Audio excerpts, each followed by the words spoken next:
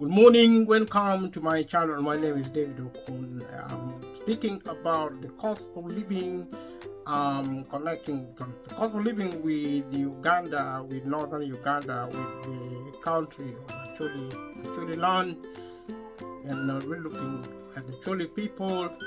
And thank you everybody who have been helping me and subscribing to my channel and clicking notification bell, leaving comments and sharing with family and friends. And if you haven't subscribed to my channel and support me. We're going through Africa. We have been looking at different countries, different situations, and linking it with the cost of living crisis, because this is a topical issue, and the reason I'm talking about the cost of living crisis, so that we can find solution to the problems.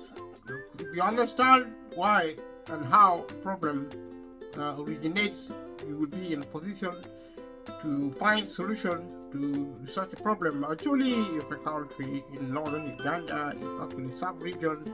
It's in the country of Uganda.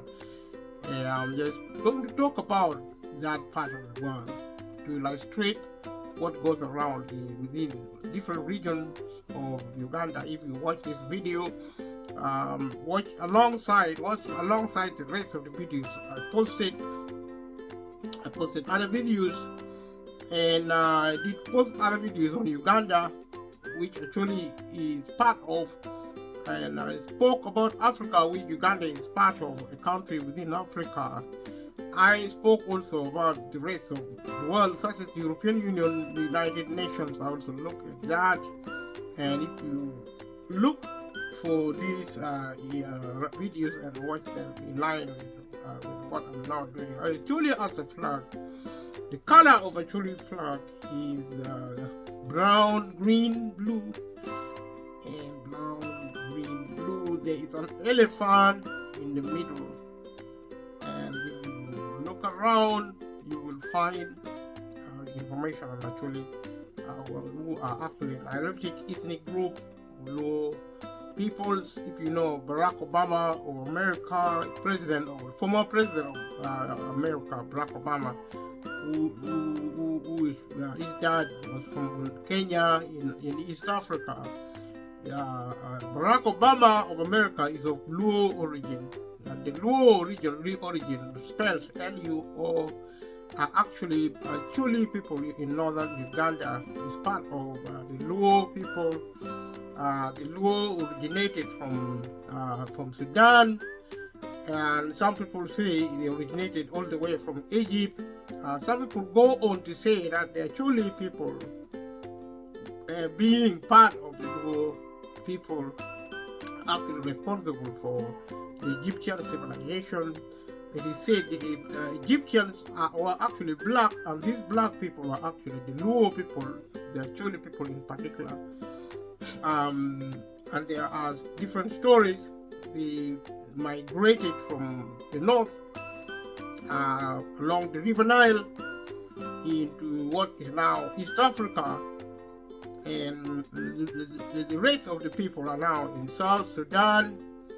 But that actually occupying South Sudan were actually demarcated to that region during colonialism, and Acholi land connecting between the South Sudan and North Uganda was actually and potentially still one country divided by the colonial map, which they drew. Actually, Africa did not have a map until the British colonialists drew a Ugandan map.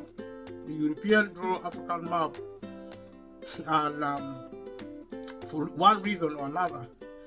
So we're talking about the Acholi being part of the Nilotic and Luo peoples, and also who are actually came to northern Uganda from the area now known as the Barhel Ghazal in South Sudan, formerly Sudan. The population of Acholi is estimated to be 2.460 2.460 million people. So there are quite many by estimation as a people. So the regions with significant population being in Uganda, as I said, actually are actually 2.4 million by estimate. South Sudan 134,000. There are very many in South Sudan. But remember, the South Sudan and the Ugandan actually the same. The boundary was actually drawn arbitrarily by the British for reasons best known to them. So they speak Acoli language and the English language also, which is spoken widely in Uganda, maybe in Africa as well, across the globe, needless to say. Religion are Christianity and Islam, and related ethnic groups are other Nilotic peoples, especially the other Luo peoples, such as when I said the main Luo group actually are in Kenya and Tanzania. There are some in Tanzania, maybe Ethiopia and other parts of Africa. The Acoli people also spell Acoli the way Acoli is spelled. You can find Acoli with CH or with only C, ACOLI, and the Nilotic ethnic group of Luo peoples, also spelled LWO Luo, found in Magwi County in South Sudan and northern Uganda, an area commonly referred to as Acoli land, including the districts of Agago, Amuro, Gulu, Kitgum, Noya, Lamuo, Pade, and Amuro districts.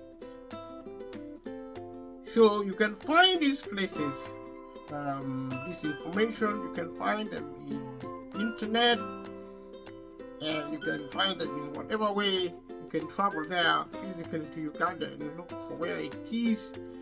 The Acoli people were estimated to number 2.3 million people, and about 45,000 more were living in South Sudan in 2000. That is, like I said, you have languages spoken actually, languages actually speaking Acoli language, Acoli dialect. It's a Western Nilotic language classified as Luo or Luo. As I said, it's LUO or LWO. It is similarly with the Luo Padola language and other Luo languages in South Sudan, Shilluk, Anuak, Bari, Balanda, Bo, and Turi. These are the different sections of Luo people around the world, especially the ones that are immediately related to Acoli of northern Uganda and of South Sudan. And then in Kenya and Tanzania are also Jaluo, also known as the Luo. Like I said previously, the Song of Lawino, one of the most successful African literary works, was written by Okot Pabite, published in 1966 in Acoli, and later translated to English. You want to look for the famous writer, Professor Okot Pabite, rest in peace, Pabite, rest in peace, was a prolific writer of an Acoli origin. The location of the Acoli land is in northern Uganda. Being in Uganda, Acoli land, or also known as the Acoli sub-region, is necessarily inexact. It's a non-linguistic taxonomy that refers to the region traditionally inhabited by the Acoli. In the administrative structure of Uganda, Acoli is composed of the district of Agago, Amuro, Gulu, Kitgum, Lamuo, Noya, Pade, and Amuro. It encompasses about 28,500 square kilometers, 11,000 square miles, near the Uganda-Sudan border. So actually it's sizable as an entity, and additionally most of the arable land in northern Uganda are actually more than 75% of arable land in Uganda are actually, so it's potentially very rich. Now, the significance of these statements and also this program on actually is that they actually have been undergoing war for many years, for the next, you could say, 30, perhaps more years, and wars from the opposition fighting the government of Uganda, and war also from the government of Uganda in different ways, and killing, looting, and destroying the land. The government was fighting with sections of opposition who are actually based actually. So there has been disproportionately devastating destruction of actually land in the northern Uganda generally, northern region generally in Uganda. Actually, is one of the most poorest people on earth, even poorer than the rest of Uganda because of the wars and because of the politics of violence, the broken culture, and because of also the advent of capitalism, which is an extreme form of a global economic system. Because of its globalized nature is now prevalent in Africa, Uganda, and also actually a sub-region. So in that context, the poverty is actually deepened and more extreme. And the answer to poverty in Acoli and in other parts of the world is actually to nationalize the economy, the economy responsible for providing welfare, like healthcare, schools, schools and education, housing, transportation, employment, and also where there is no employment, there should be money in terms of grant or similar money given to people who are actually poor. The poor is defined as people who, the majority, over 90% of the global population in the world, people in the world over 90% are the ones who are poor in the sense of they are being workers. They are being workers by status, working for a living. They were lower in the middle classes, which are actually the majority. And if you are a multi-millionaire or a multi-billionaire, then you are rich. There is the difference between a rich person and the poor person. The poor person is not a millionaire or a billionaire. The measurement is straightforward, or should be straightforward, unless it is not. If it is not, then people should revisit their culture and learn how to prioritize and value humanity so that they don't practice corruption or ignorance or negligence in terms of looking after humanity, after people, and so including also getting rid of poverty. Poverty is the cause of the cost of living crisis, and if people were millionaires and billionaires, there would be no cost of living as a crisis. Cost of living is always part of the modern economy, or even any other economy at any stage in human progress. But when it becomes a crisis, it means that there is a political problem and a social problem and other aspects of chaos in Uganda. In Uganda, not only Uganda and Acoli, but also in Africa and the globe. And therefore, we need to revisit, to look at our lives, to bring peace. Because, poverty allowed to spread unchecked, especially in a world where wealth is so extreme, where it is concentrated among the few, maybe 10 to 15% of the population. That is a form of violence. Violence is opposite of peace, because violence actually promotes war, and war undermines peace, and peace actually takes away joy and happiness. You cannot enjoy your life if you are actually fighting, as you see in Israel, you see in Gaza, Ukraine, Russia, Niger, other parts of the world. This should stop. I keep saying this over and over, and listen to it, subscribe to this channel. and support it in whatever way you can. And let's go on looking at actually, because the situation in Acoli actually is the situation in your country. In that the economy actually determines whether or not you are actually in poverty or out of poverty, whether you can access wealth or not. Capitalism is the ruling the economic infrastructure. The system is global. What happens in the tiny Acoli region is most likely to happen in New York. In the developed world, Acoli is part of the developing world, and poverty is more intense in the developing world. But because of globalization, the characteristics are quite similar in the sense that capitalism is there to promote businesses, small and medium and big businesses, corporate businesses, and the agenda, the global agenda, includes shutting down the public sector, which is now rapidly being shut. Whenever you hear about reform anywhere in the world, you know that they talk about privatization, they talk about closing down the public sector, they are talking about closing down the public sector, which is now being closed, especially in the developed world, following on in the developing world. But the problem with capitalism is that it has to take land away from the majority of the people and give it to the few, so that the majority who are landless, who are penniless, can be ruled over. Capitalism is about rule and nothing else. It's not about peace. And for it to be peaceful, we need to learn peace as a separate element of our progress. And that's why I've been saying consistently that we need to learn peace by learning our cultural economy, which is simply understanding to value humanity as number one priority. Today, if you go to Acoli land and you go to Africa, Uganda, wherever you go, you will find one thing.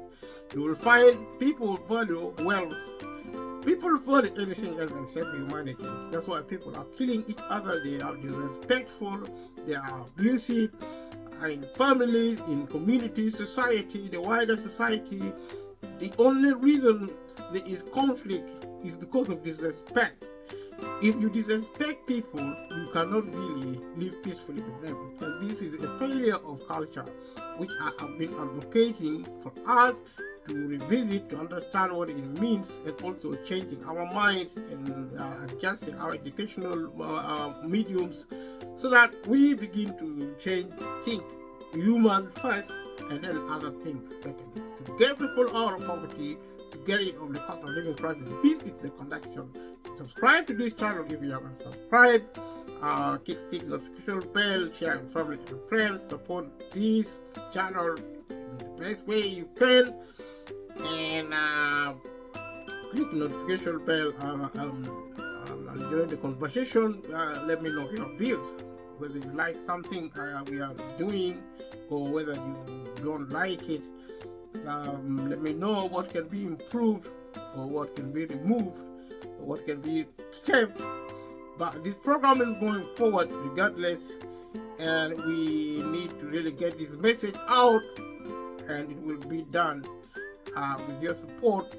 And I'm sure whether with few or with many, we are going to get this message out. So the Acoli encompasses about 28,500 square kilometers, which is an equivalent of 11,000 square miles. It is near the Uganda-Sudan border. Its current population is estimated to be around 2.155 million individuals, or 6% of the total national population. While Acoli also live north of the South Sudanese border, the Sudanese Acoli are often excluded from the political meaning of the term Acoli land. The word Acoli is a misnomer that became adopted for convenience over the years. The word Acoli it refers to people known locally as Luo Gang. Gang means home.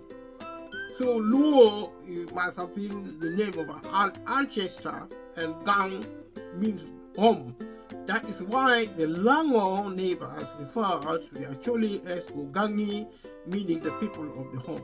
Now, this in the more elaborate meaning, actually it means Acoli are sedented. They set their settlers. They are not nomadics. They grow grains. They are civilization. Actually, presumably, actually, what is the right word? The right word is that, reputedly, of Sultan, are actually sedented. They are very capable. I think actually when the British found them in Uganda were the remnants of those who fled war from the north. Actually, in its essence, in its in-depth study, they are responsible perhaps also for global civilization. If they are the ones who created the Egyptian civilization, where no modern civilization originated from, they actually are actually very important people, more important than we are given to believe. And historically, they have been at the core of the Luo dynasty. And if you care to do research on these people, then do so. And Uganda is ruling over the Acoli country. Acoli country has been reduced to a sub-region of Uganda. Uganda was established by the British colonialists. It didn't exist at that time, and it found its name from Uganda. The Uganda kingdom was also allegedly and presumably, let me use that terminology, presumably was created by the Acoli people, also known as the Luo people. Uganda, Munyor Kitara also was said to have been created by the Acoli people, the Luo people, and the Luo people in Uganda also include the Alu and all the other people who have mentioned already. So the story of Acoli is just the Gang mean home, homestead, which means Acoli are sedentary. They cultivate, they grow crop. The main, especially actually growers of food, or people who may not know Acoli very well, may think that the women are the ones who grow crop. That is incorrect. The men actually use plows, cattle. They use cattle to plow land, and the women actually they do the weeding and the clearing of the fields. They do the lighter aspect of agriculture. After men do the heavier aspect of agriculture. That is how it works actually, even in the building of home. Is the women and men actually work together consistently. The men doing heavy work, women are doing actually a lighter work. It's like you see in the industry, in the factory of Britain or in the industrialized world, women are given a lighter aspect of industrial tasks. The men are given the heavier duty. That's how we do agriculture in Africa generally, but also across the globe. It's a human phenomenon. Women are always doing lighter work. Like now, when you see in modern economy, women are actually more and more into employment because industries are getting lighter and lighter. Computing, communication, journalism, things like that. With the industry, that's why less and less men are being employed these days, especially when women are actually also accessing the senior posts in society. So these things are changing, but that is also applicable in Acoli land. With technology, engineering, the sedentated nature of Acoli society is at risk because there are a lot of crises, including the cost of living crisis. Every time there's a crisis, there's a movement of people may migrate because of crisis, war, famine, or something similar with the cost of living crisis. Makes people move from one area to another. So this is the sedented nature of the Acoli people. Mindful to say that most societies, especially in Africa, especially the Acoli people, are actually being ruled over by nation states. in Uganda is a typical example. Kenya, Tanzania, all these people have ethnic groups like the Acholi people who are actually independent of nations, and the Acholi people are potentially supposed to be independent of the government, the state of Uganda. But this is what the British actually forcefully created Uganda and the rest of the countries. That is actually part of what the Europeans and other people who colonized Africa did to create Africa as a continent forcefully, also creating nation states and also ethnic communities are groups in the order of the colonial administration in Britain, in Uganda, Acholi land. So that's the outlook. What they say. Look at the Luo peoples is the historical aspect, the presumed nominal forebearers of the present day Acholi group migrated from South Sudan south to North Uganda, migrated from South Sudan. From Sudan to Uganda, from northern Uganda. Uganda from the area now known as Bahr Ghazal in South Sudan, about 1000 AD, starting in the late 17th century. A new socio-political order developed among the Luo people of the Luo of northern Uganda, mainly characterized by the formation of chiefdoms headed by Rodi. Example, Rod as a ruler. Rod doesn't translate into chief, because chief is a colonial terminology which means an administrator, which was a servant of the king, of the royalty. There was a mistake actually introduced into the Acholi vocabulary and society by the British, who erroneously promoted the idea of chief throughout Africa. Any royalty in the world, including in Acholi land, is actually a kingdom. There is nothing like chiefdom in Acholi or in Africa or elsewhere when we are talking about the royalty, whether in Acholi, Uganda, Africa, or elsewhere in the world. Wherever you find a royalty, they are either in English known as king, queen, regency, like including prince, princesses, and dukes. And these are actually the royal title which should apply equally in Africa and Acholi land. And the idea of chief should be eradicated forthwith. And this is the mistake made by post-colonial Ugandan Africans who went to sleep, failing to eradicate any traces of colonial fingerprinting, which are actually imperialistic, was designed to actually undermine the integrity of leadership and rule in Africa, in Acholi, not least by reducing the status of a king to one of a chief. A chief is not really a royal title. We know it in Britain, in England, that a chief, like prime minister, ministers, or local administrators within the public and the private sector, CEO, chief executive officers, these are actual administrators within the private and the public sector. Administration is the same with management. It's exactly the same, except that it's a matter of semantics. These are actually people who serve the royal family, or even today. King Charles are actually, these are actually the royalties of England. The government is actually a sovereign under the banner of the monarchy in England. Let's go back to Acholi and the history, the outlook. The chiefs traditionally came from one clan, and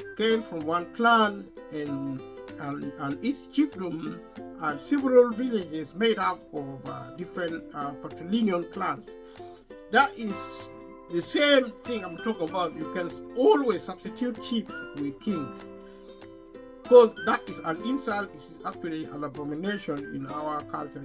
It's a kind of insult which was actually perpetuated by post-colonial African leaders. which is really is a horror story. By the mid 19th century, about six small chiefdoms, kingdoms, otherwise existed in eastern Acoli. Talk about kingdom. They talk about chiefdom.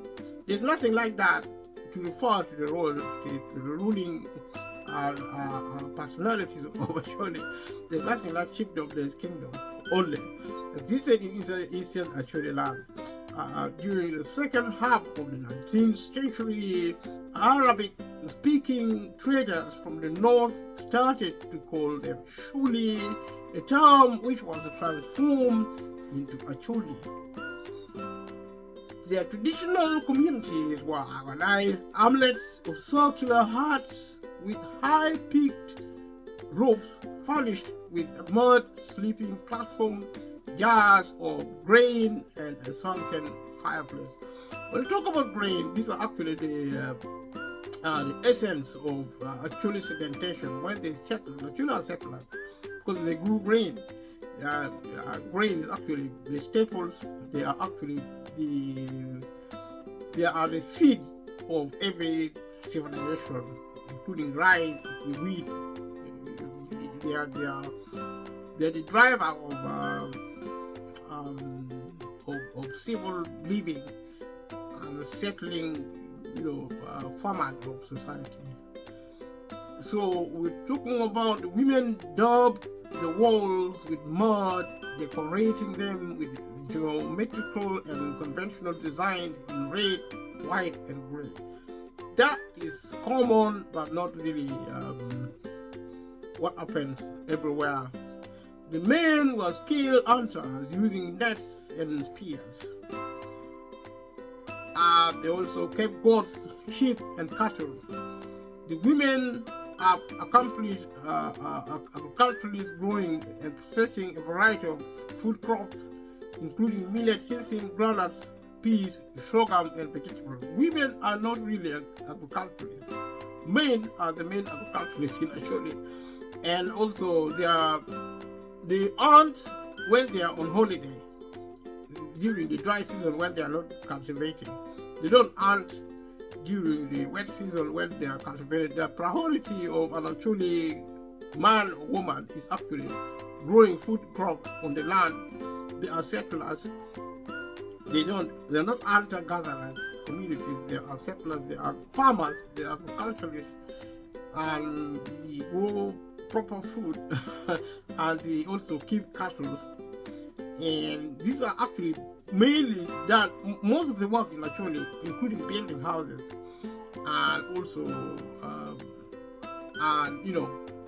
plastering with mud, and these are the work of men doing the heavy bit, but women will always polish the walls and the floorings and making other bits and pieces, furnishing and things like that. This is actually the function of women.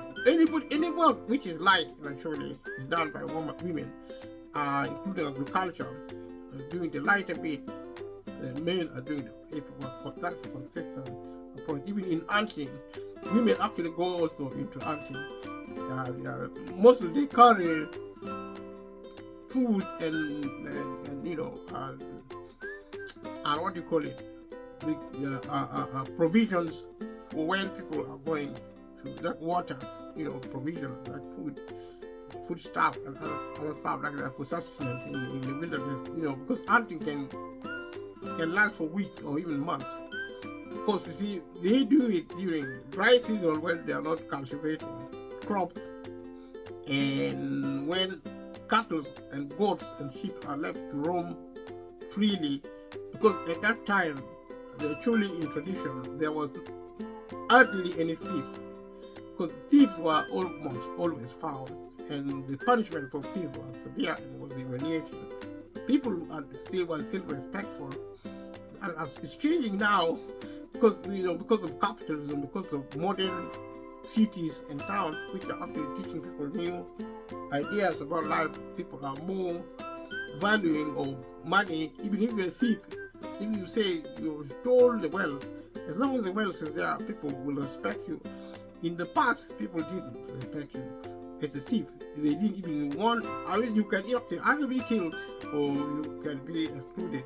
If you are excluded from the land, you are already a dead man, because you cannot really travel in strange places in those days, because people will ask you, where do you come from? And if you say, I come from A, B, C, D, why are you coming here? Why don't you stay where your home is? Because people will suspect that, what are you running for? Have you murdered somebody? We don't want trouble here. We don't want you here. And if you are unlucky to find some hostile group of people, they can kill you. So sedimentation in actually navigation is extremely important for security, for welfare, and social cohesiveness. As we said, in war, the men use spears and long, narrow shields of giraffe or ox hide. During Uganda's colonial period, the British encouraged political and economic development in the south of the country, in particular among the Baganda. Because you see, the British, when they came, they were impressed by the Buganda Kingdom. Buganda Kingdom, although in history, the modern Buganda Kingdom was actually said, in some section, it was actually said to have been created by the Acoli people, Luo people, creating modern day Uganda, and also Bunyoro, Kitara, Toro, and also the Soga Kingdom. I'm not sure about Acoli. This is a common history which sometimes is included, other times it's not included. But Uganda was actually modern, almost the standing army when the British came. It was one of the few countries in Uganda, in East Africa, with the most advanced system of governance and society. But you find that these the British were impressed, and therefore they found it more easy to deal with more formal structures of government and rule in Uganda than in the rest of Uganda. In Acoli, for example, like I said, actually the way they lived when the British visited were actually, they were homeless, basically living in a land, in an empty land, the occupying land, but most of their possessions had been lost. Because you see, traveling from north was not actually a process of peace. There was a lot of their home and their estates were destroyed by people invading their land, and because the history of Africa generally is hardly recorded in books. I don't know why, because writing originated in Africa. Because it is a possibility that people who invaded destroyed documents and intimidated the locals not to learn how to write, and the people who knew how to write were actually taken captive, and some of the people who were having certain skills of maths, maybe of writing, people were murdered, like what happened in Mero. Also, some people say, some scholars actually say Mero was actually actually the Luo settlement. They were already smelting iron and using iron weapons and implements. And so when those described to be of white skin color came and invaded that part of the world in South Sudan, Mero, and cut off the arms of those people who are skilled in smelting iron, and carried the rest away into their lands to teach them the skills. These were actually related in Acoli and in the form of stories. Somehow the Acoli people are shy writers. Perhaps because if the Egyptian civilization was created by the Luo people, the Acoli people, then they were probably seriously intimidated to not write, to not really keep the skill. Those who knew to write were actually killed probably, and probably the rest were taken slaves to teach the invaders how to write, because the origin of writing was from North Africa in Egypt. The Egyptian civilization was the black civilization. The black people created writing. If it was the Acoli civilization as it was claimed, then the Acoli and the Luo people created modern day civilization, including writing and maths. And that is how life is. That's how history can look like. In contrast, actually, other northern ethnic groups supplied much of the national manual labor and came to comprise the majority of the military, creating what some call a military ethnocracy. Many of the Acoli soldiers who joined the King's African Rifle, the KRR, the British colonial army, were deployed to the front lines in Southeast Asia, especially in Singapore and Burma during World War II. During World War II, where they held British positions against an intense Japanese offensive. So Acoli gained reputation as warriors during the colonial period. They were actually discovered to be very capable military people. So they were almost like designated by the British to specialize in those fields, in the field of security, national security at that time. Notable among the Acoli soldiers who made the ranks were General Tito Okello Lutwa, Brigadier Pierino Okoya, and Lieutenant General Basilio Olaya Okello.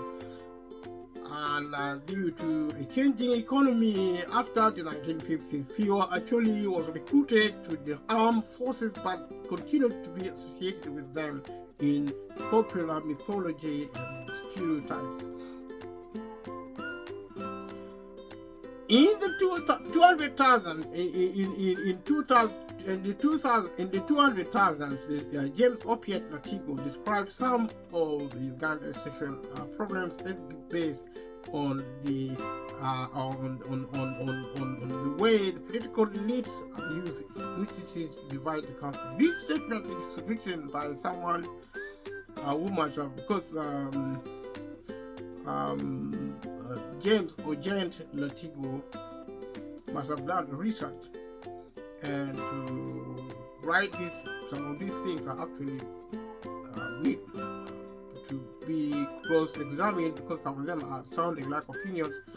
He has noted that the emphasis on the distinction among ethnic groups has been part of the internal government dialogue.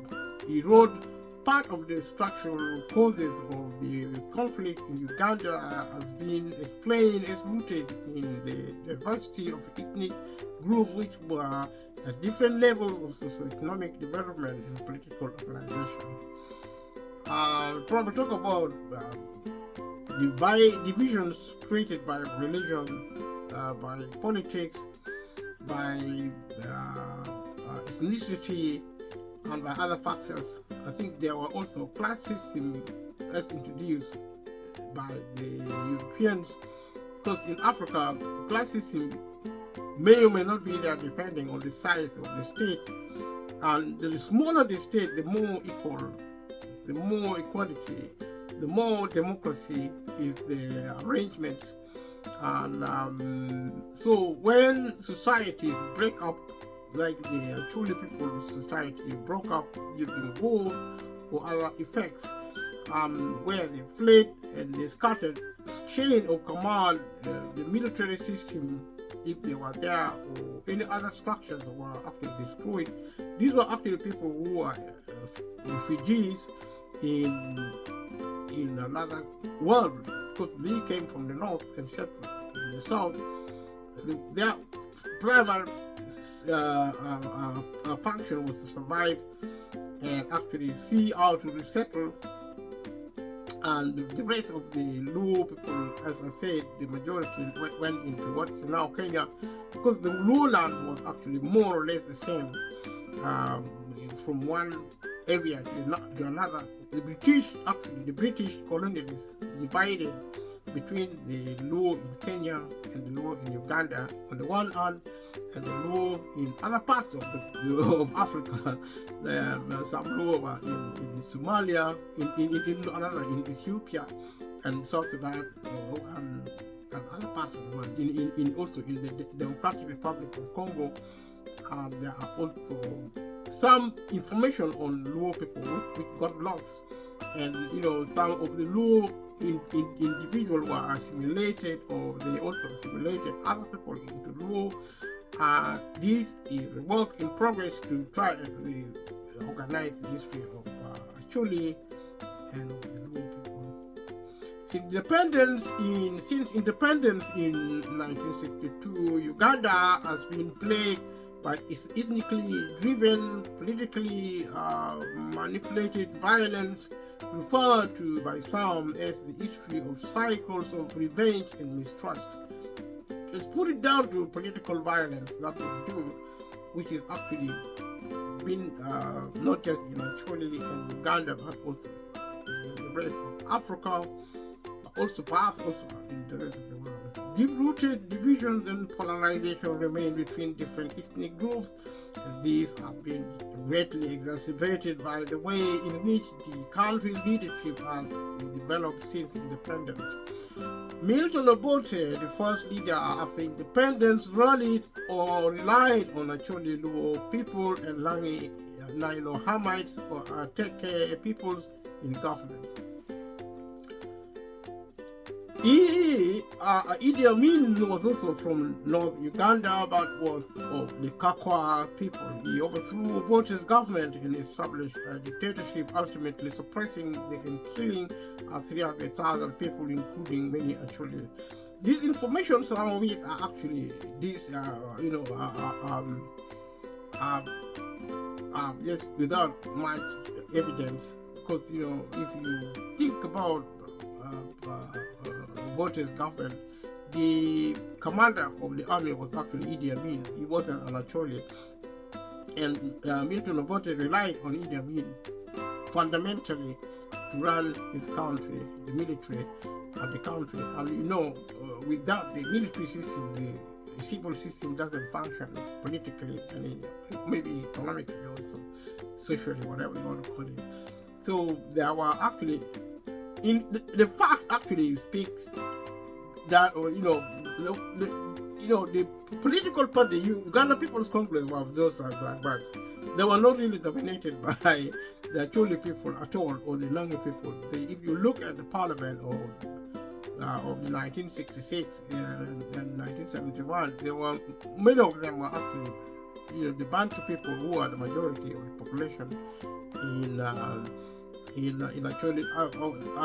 I would say Obote's government was actually extremely broad-based in terms of the ministers, the members of parliament, the military, the police. The concentration of the Acoli people in the military happened during colonialism, during the period following the First and the Second World War, when the British somehow began to see that the Acoli people were better fighters. So they were concentrated in the military and the police.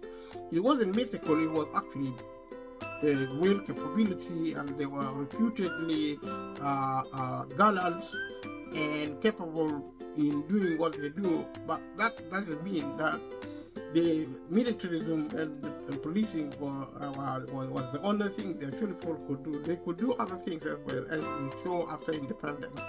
Many of them were professors, many of them were in the civil service and in politics, but I would argue that the Obote's government was diverse.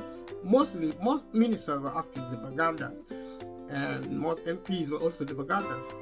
So this information may or may not be accurate entirely. General Tito Kelo was an Acoli and came to power in a military coup. He was defeated in January 1986 by President Museveni, the current President Museveni. He also came in by a military coup. That is actually a bad record of Uganda and of Acoli with political violence, which is still plaguing the sub-regions and the country to this day. Despite the years of leadership by men from the north, that region continued to be marginalized economically after independence. It was suffered higher rates of poverty than other areas of the country. The reason the Acoli sub-region suffered poverty because during the Amin targeted the Acoli people to destroy them and any other dictators ruling Uganda targets are the Acholi people, because most of them are in the military and the police, and people, the psychology of Uganda was such as to perceive the Acholi people as being a threat because of military threat and all sorts of imaginations. So the Acholi people were targeted as victims of political violence in Uganda, especially by the current regime. But there may be other factors as well. After defeating Kelo and is actually dominated the Uganda National Liberation Army, now President Yoweri Museveni and his National Resistance Army conducted revenge killings in the north. When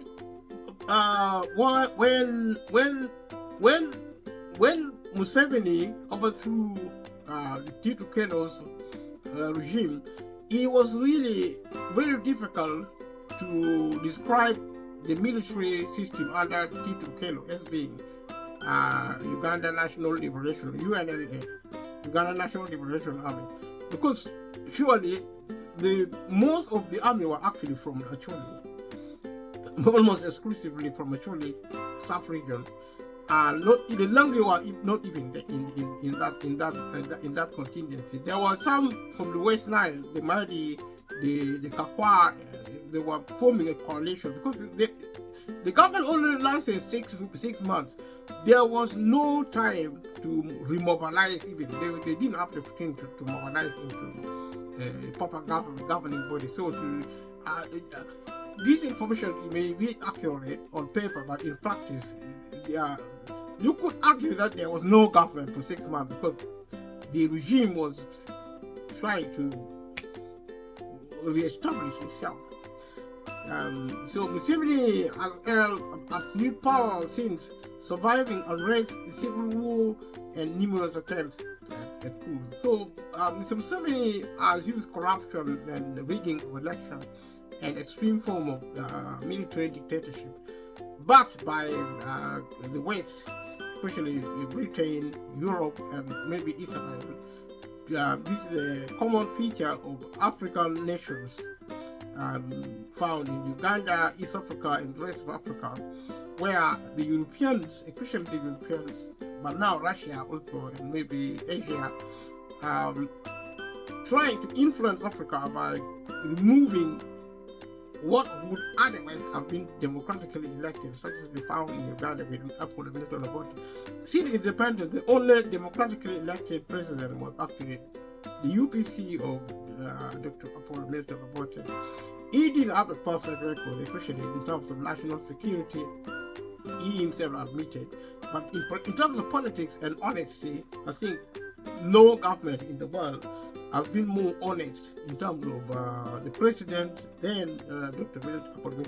He was a very honest man in terms of not stealing. He was not a thief. Which we use the word corruption, that makes it sound nice. Politicians up and down Africa, especially the one in Uganda, all of them are thieves, including the members of parliament. It's a thief, actually, they are corrupt, and they steal national money. President Museveni of Uganda today is worth $13 billion. Where did he get the money from?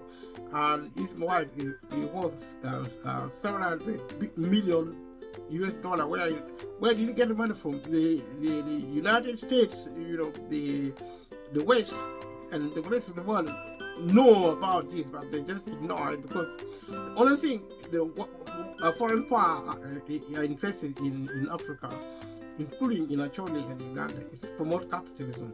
Yeah, it doesn't matter what you do, it doesn't matter how many people you do. So there is a lot of political immorality or social immorality within the global economy, and that is a major problem. It's a failure of culture which should change, because otherwise the factors like the cost of living will continue in different ways. It's a crisis. COVID-19 is a crisis, and Ebola, also HIV/AIDS, it's a crisis.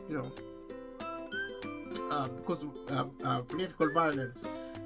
There are actually They actually are known to the outside world mainly because of the long insurgency of the Lord's Resistance Army, LRA, led by Joseph Coyne and Acoli Fugulu.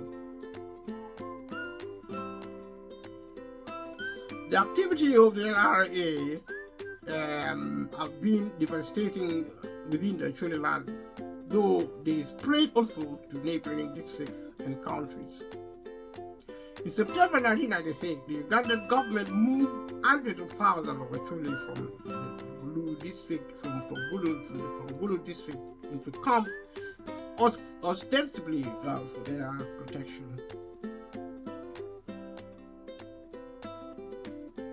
Since 1996, the policy has expanded to encompass the entire rural Acoli population of 4 districts. 1 million people were actually in the concentration camp. That's the proper name.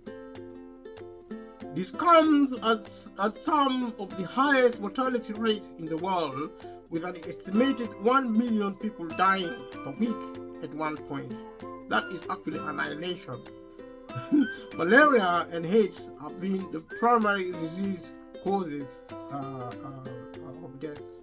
The refugees in the camps have also been subject to raids by both LRA and the government forces. At the height of the insurgency, 1.8 million people in the north were living in camps. Almost the entire Acoli savagery were concentrated into camps. Peace talks beginning in 2005 promised some relief to these people, and some camps were closed in 2007 and security in the north improved. As of September 2009, large numbers of Acoli people remain in camps as internally displaced persons. The long civil war in the north destroyed much of their society. This is a feature in Africa today. The displacement actually feature in the world today. There is war and displacement, and this is wrong. It should stop, otherwise people will go extinct. The majority of elected members of parliament in the Acoli sub-region are members of the opposition. Let's look at religion. According to the 2002 census of Uganda, an estimated 72.3% of Acoli are Roman Catholic, 23.6% are Anglican, 1.7% are Pentecostal, and 0.8% are Muslim. According to Latigo, prior to colonialism, the Acoli people maintained a traditional government that was rooted firmly in their religious beliefs, norms, and customs, which demanded peace and stability in Acoli land at all times based on their philosophy of life. This structure was maintained by the real anointed chief of the Acoli, the word Mo. Chief is not actually the royal title. King of Acoli, Rudi Mo means oil of Eskin anointing. They are actually the 2 kings and queens of Acoli kingdoms, and nothing to do with chief or chieftain. The council representative could mediate issues between clans and essentially covered both civil and criminal functions like the Supreme Court. It was a system of governance fully integrated with their religion and cosmology. It was not until 1995 that the constitutional reform recognized such cultural leaders, but they have not been fully restored to previous powers, as so much of society has changed. When you talk about the power of the kings of Acoli, they are actually democratic powers, because Acoli did not practice monolithic system of governance. They were more flat structured, and there is no hierarchical system as found in other aspects of more formalized system of structuring government and politics.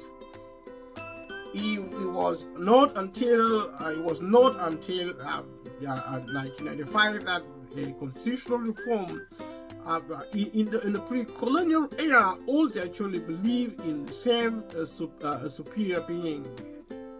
Ya la twe.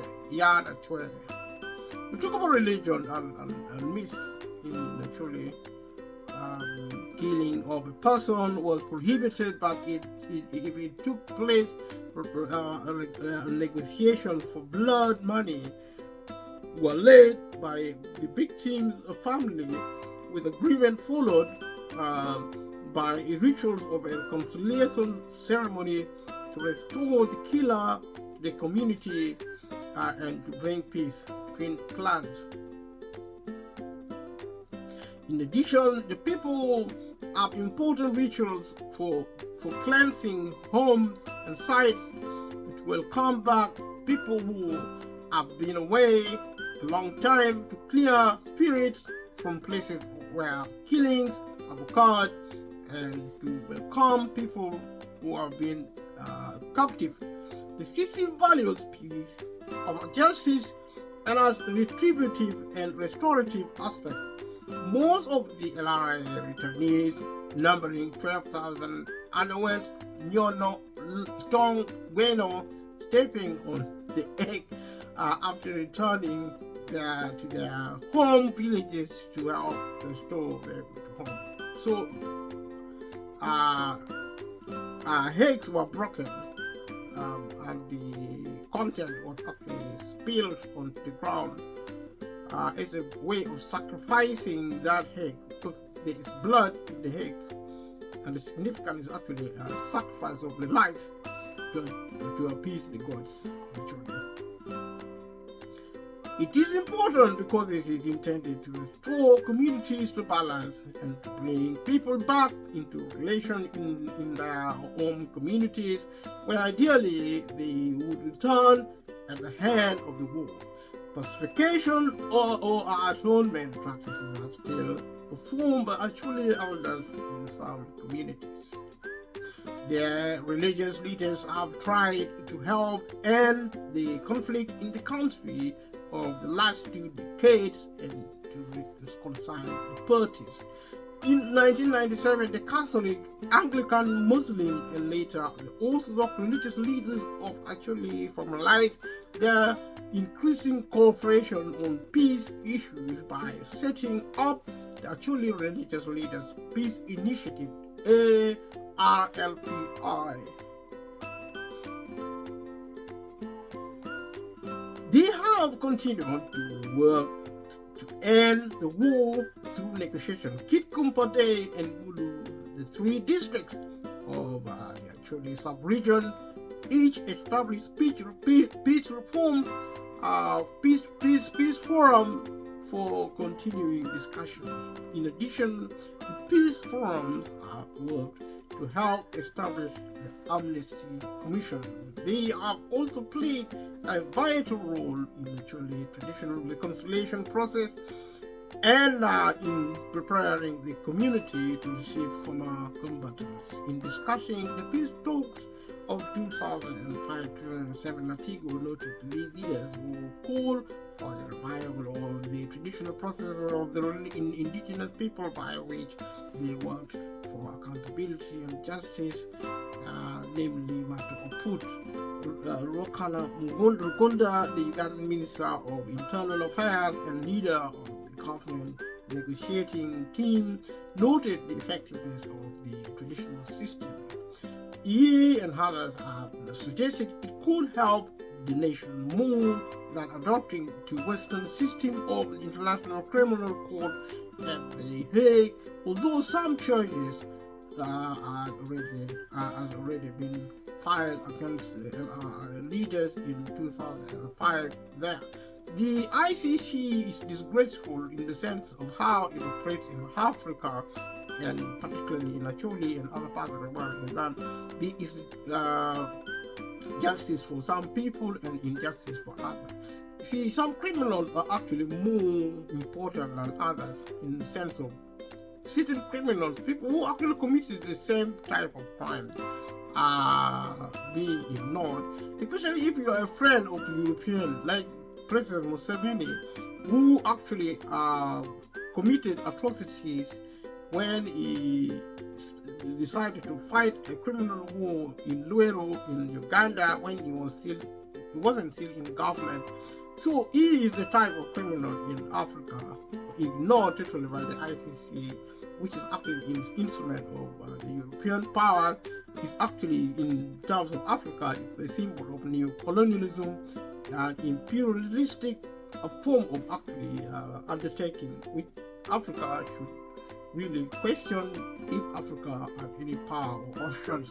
But Africa is a continent under siege, including Acoli, which is actually suffering from the aftermath of colonialism, imperialism by the Europeans. Africa is oppressed by these powers, economically at least, and because of independency of African continent on foreign aid, and also the advent of capitalism and the rampaging of corruption across the continent, especially also in Uganda, and of course in Acoli. Acoli people photographed by Richard Boncha. These are actually ancient photograph. The modern Acolis do not look like this at all. This is misleading because if you see, because it wasn't indicated that Acoli of with historical people, because the people no longer look like this. And if you go to Acoli land, you will find people not looking like this at all. But they are beautiful. They were simplicity. They were simple in their manners. They were probably more respectful than the Acoli you get today. They were musical. They were actually village centered. They practiced marriage. They produced materials where they had kings, mistakenly referred to as chiefs. Actually are musical people. They basically they're peaceful. Actually, are not really warrior oriented, because especially the ones I now know. Because if you're weak, you don't really go around fighting. Actually, were very weak people. They were rooted from their pregnant in the north, when they migrated almost in ages, because they didn't have been proper. And these are the people who some historians now say were responsible for some of the wares in Uganda. They had industries. They created clothing. They created, iron tools and weaponry when they were still in Egypt or South Sudan. History is still being reshaped in relation to Africa, because the white people actually from Europe and the rest of the white world have been writing history for Africa. So Africans are now waking how to rewrite their own history. But corruption compromises anything happening in not only Africa but around the other continents. And the answer to solving corruption and incidents such as the cost of living crisis is actually cultural education.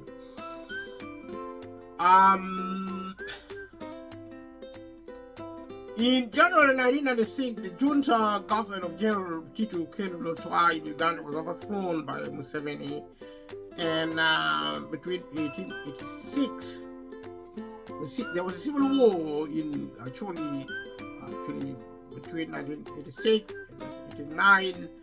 In January 1986, the junta government of General Tito Okello in Uganda was overthrown by Museveni and his NRA rebels.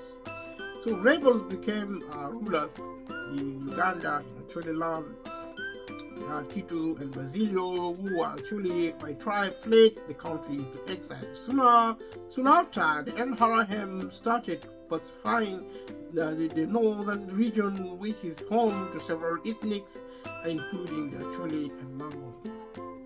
The attempt to pacify northern Uganda was carried out recklessly with much brutality and unprofessionalism from the NRA soldiers and government. This resulted in resistance building up in the region, and soon a host of rebel groups sprang up in the the north. Most prominent among them was the Uganda People's Army, UPA in Teso and Lango sub-region, the West Nile Bank Frontline, WNBF in the West Nile region, the Uganda People's Democratic Army, the Holy Spirit Movement, and the LRA in the Acoli region. So there were rebellions, as you would expect.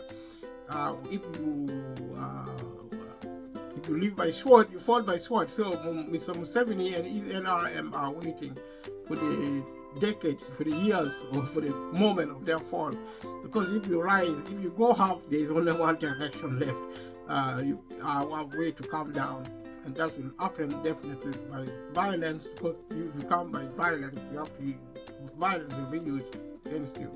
That is a motto for people a maxim for people to remember. Because people should learn to live peacefully, and if we are to govern in the world, then we have to govern peacefully. And the better view is that governance should eventually be removed. People should live freely. With technology, with science and engineering, I think we will achieve that maybe within 500 years or longer, or even nearer, because the pace of technological progress is really, speeding up. But that is for the future. We will see about that. This rebellion sprang up in defiance and from disapproval of the conduct and legitimacy of the new NRA government. Some of the groups naturally, like the UPD, had detested the Museveni regime because they had overthrown the government in which they served.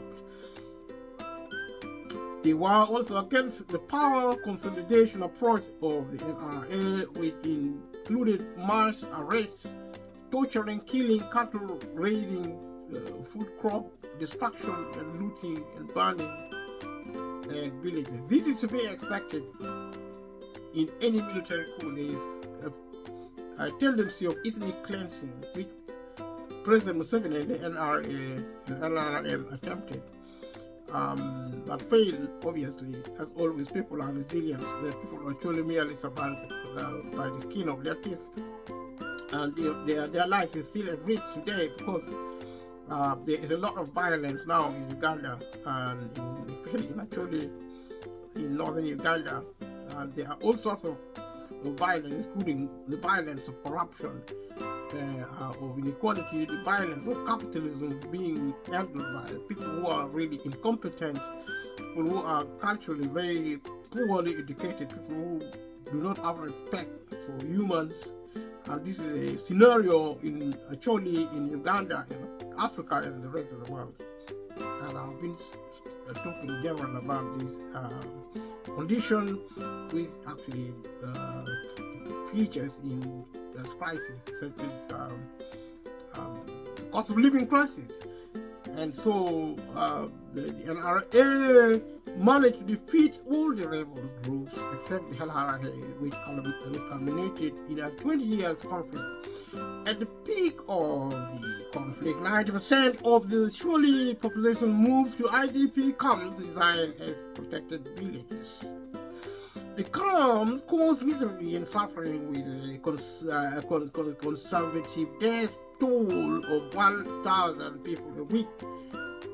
Conservative approaches estimates that at least 300,000 people died in the conflict that extended into the South Sudan, Congo, and Central African Republic. President Museveni now, who was also rebel leader during the Obote regime, should now be turning in his jackets before turning in his break, because he chose war over peace. He chose violence over less violent, maybe political method of rule. And now he has established a form of dictatorship, which is one of the worst in the world. Obviously, is similar to other dictatorships in Africa and other dictatorships in the world, including in Europe.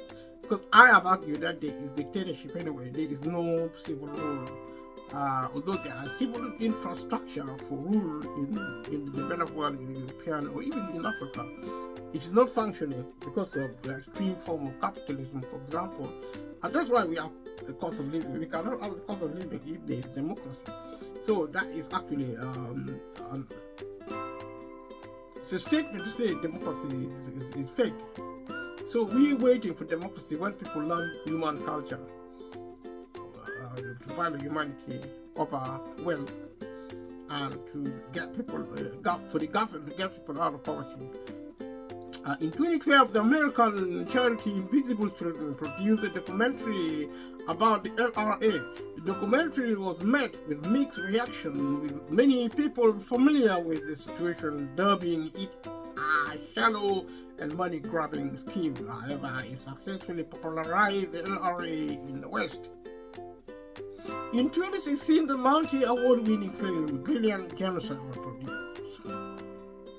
It was filmed by Australian director Ebony Butler, Simon Hadwig, and Ugandan author Frey Onen. God bless them.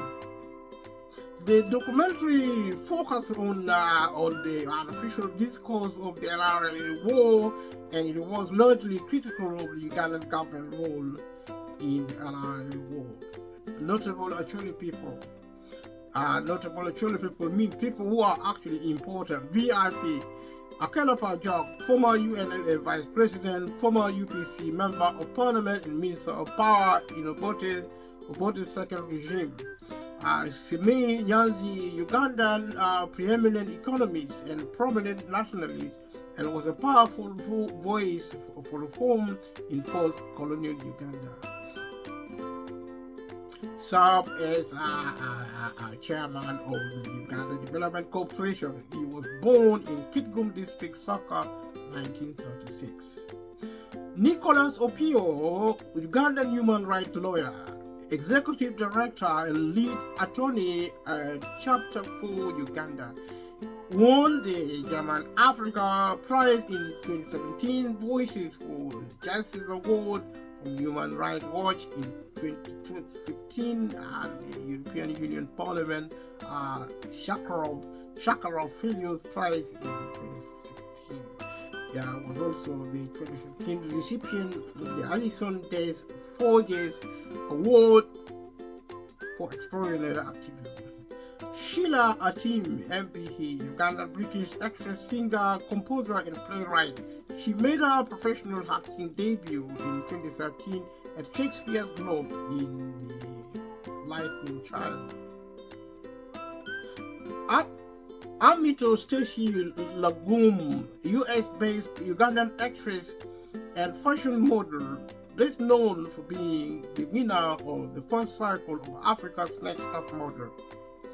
Daudi Cheng, Ugandan nationalist and politician who served as Secretary General of the Kabaka Yeka KY Party and opposition chief whip from 1965 to 1966.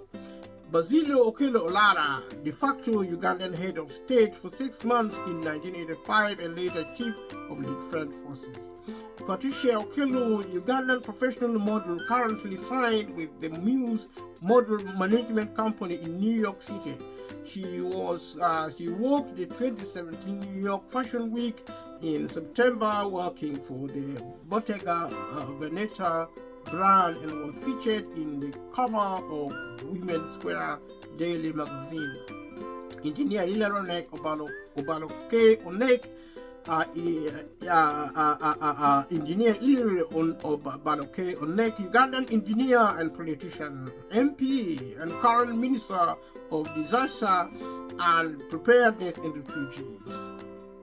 Dr. Martin Jerome Okech Alike, Ugandan dental surgeon, businessman, entrepreneur, and community leader.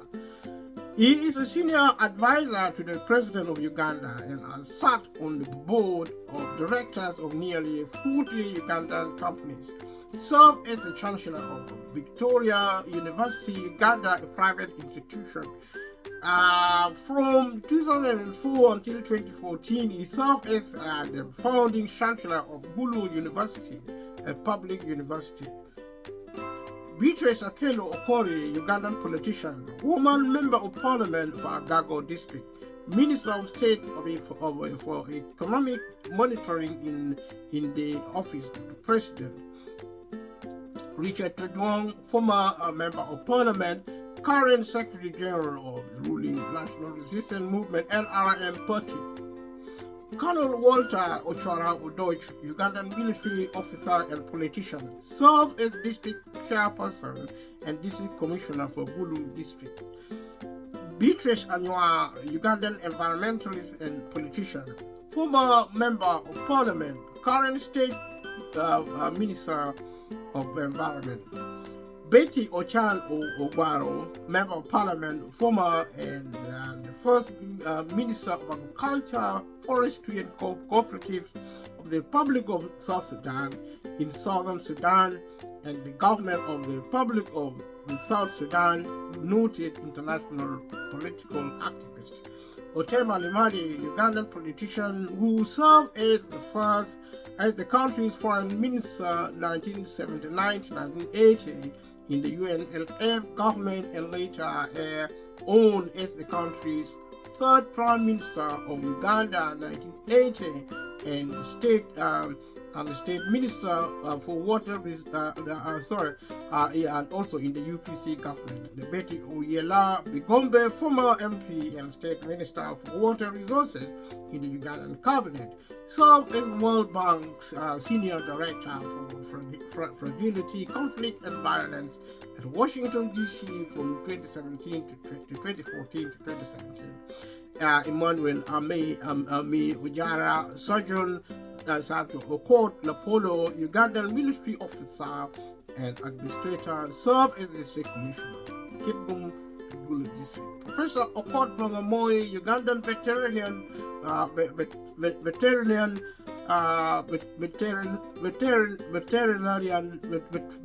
veterinarian scientist and academician. Major General Julius Faki Oketa, Ugandan military officer in Uganda. He was a senior commander in the Uganda People's Defense Force. Before his death, he was the director of National Emergency Coordination and Operation in the Office of the Prime Minister of Uganda. Dominic Ongwen, former commander of the Sainia Brigade of the Helharahe, currently awaiting the verdict of his trial at the International Criminal Court.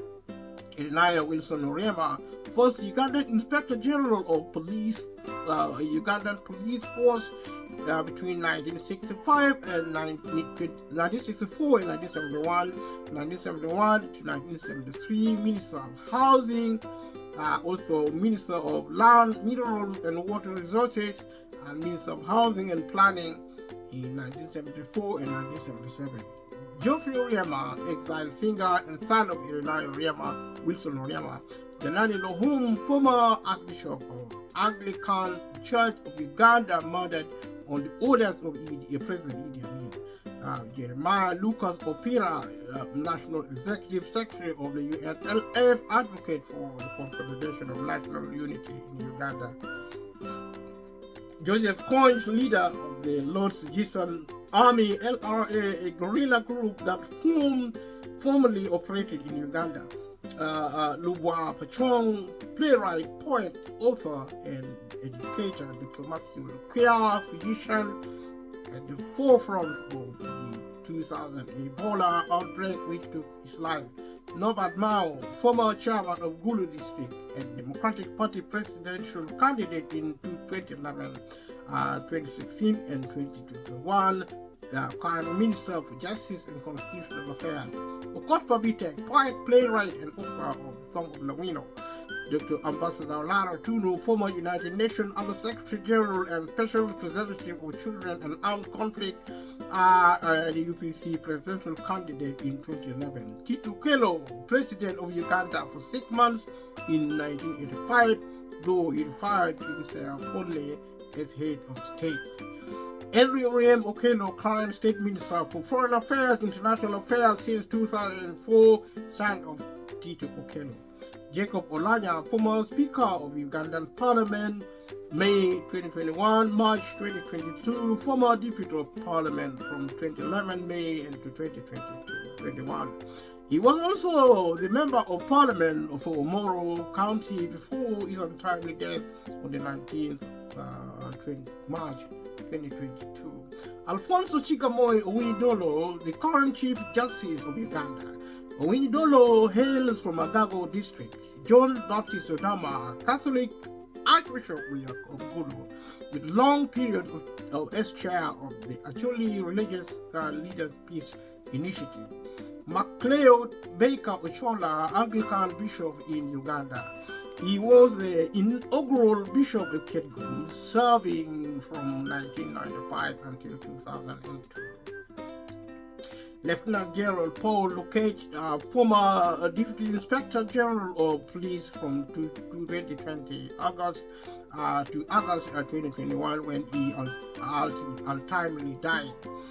Was two-time commander of the African Mission in Somalia, AMISOM UPD had contingent forces in Somalia, performed exceptionally well and was proclaimed as the Lion of Mogadishu by the Somali government. Professor Jack Nyeko Penmogi, Ugandan academician, veterinarian, and politician, represented Kilak County in Uganda Parliament from 1996 and 2001. Vice Chancellor of Gulu University from 2002 and 2017. Professor Maurice Ogangala Tigo, Ugandan academician, scientist, and politician, represented Agago County in Ugandan Parliament, served as leader of opposition in Uganda Parliament from 2006 to 2011. Dr. John Alphonse Okidi, Ugandan agricultural economist, senior program specialist at International Development Research Center, IDRC, think tank initiative TTI for 5 East African countries. Professor Ben Ochara Tigo, aerospace engineer, administrator, and academician, chief academic officer at the University System of Maryland and Southern Maryland, USA. Harriet Anena, Ugandan writer and performer whose writing includes poetry, notification, and fiction. She is the author of a collection of poems, A Nation in Labor, published in 2015. She won the 2018 World Soyinka Prize for Literature in Africa. The Economist described her poetry performance as an arresting evocation of love and war. Professor John Joseph Otim, Ugandan agriculturalist and politician, former Minister of Agriculture and Fisheries, born in Agago District. These are notable people of Acoli, and this brings us to the end of this dispensation. Thank you for watching this channel, and bear in mind we have been talking about the Acoli land and the Acoli people, the wealth of nature, the wealth of people there, the educated and the uneducated, the potential for place and the cost of living crisis. And we have said there that with the right approaches to society generally, but also to the economy, by the government paying attention to the public sector to provide public services to get the Acoli people out of poverty. The current government also is supposed to deal with the incident of corruption in Uganda and Acoli. And if that happens, and there is a semblance of normalcy within the developmental front, including technology, education, healthcare, and things like that, then we begin to learn gradually the value of humanity through the cultural economy to be applicable in Acoli, in Uganda. Remember, Acoli is under the rule of Uganda. It's not an independent country. And thank you once more for watching this video, and I see you